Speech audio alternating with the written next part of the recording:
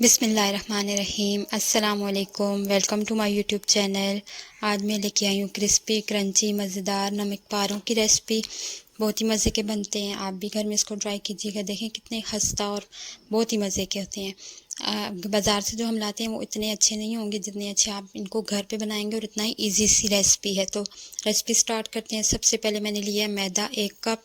मैंने measuring cup से लिए, आप अगर घर के कप यूज़ करें तो आप 1.5 कप ले सकते हैं। नमक इसमें डाला है मैंने 1/2 टीस्पून। अजवाइन डाली है मैंने 1 टीस्पून के बराबर, और अगर आपके पास ज़ीरा हो तो आप ज़ीरा भी शामिल कर सकते हैं। इसके बाद मैंने 1/3 कप घी डाला है इसमें।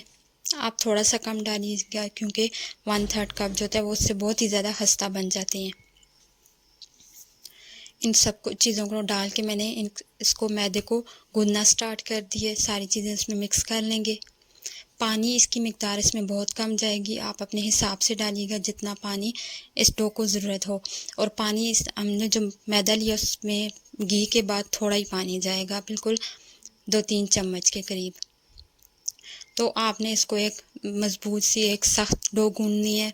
आटे को नरम नहीं करना, आपने थोड़ा सख्त रखना है।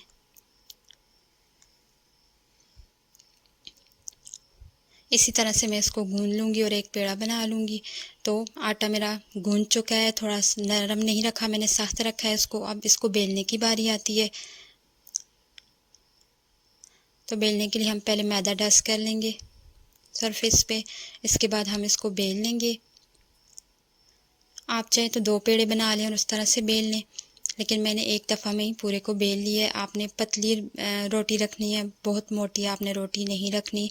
जो आप बेलेंगे उसको आपने थोड़ा पतला रखना है, ताकि जब आप उसको डालेंगे ऑयल में तो आपका नमक पारा फूलेगा नहीं। अगर आपका ये जो डो ये जो रोटी होगी आपने मोटी बेली होगी। अब इसको नमक पारों की शेप दे लेंगे, हम कटिंग कर लेंगे इसकी।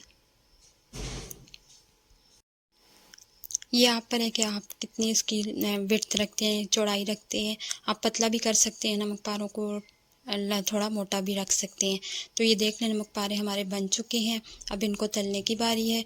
इसके ऊपर आपने मैदा डस्ट कर लेना है और इन सारों को उठा के एक प्लेट में डाल लेना है, ताकि जब आप ऑयल में डालें तो आपको आसानी हो और ये चिपके भी ना।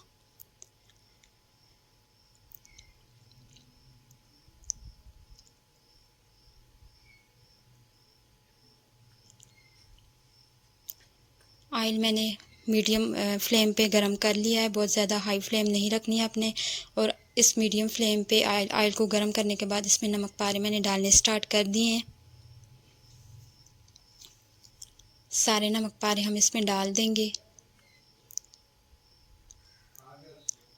और 1 से 1.5 मिनट तक हमने इनको छेड़ना नहीं है, उनको उसी तरह ऑयल में रहने देना। ये खुद ही ऊपर आ जाएंगे फ्राई होने के बाद।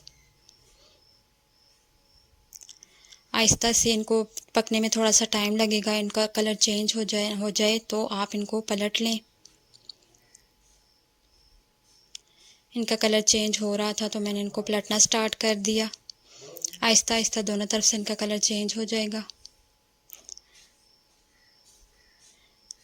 नमक पारे हमारे दोनों तरफ से रेडी हो चुके हैं, तो इनका कलर भी अच्छा सा आ गया। अब हम इनको निकाल लेंगे। तो देखिए कितने मज़े के फूले हुए नमक पारे बनेंगे। अगर आप पतला रखेंगे, मैं आपको दोबारा बता रही हूँ कि अगर आप रोटी को पतला बेलेंगे तो आपके नमक पारे सही बनेंगे।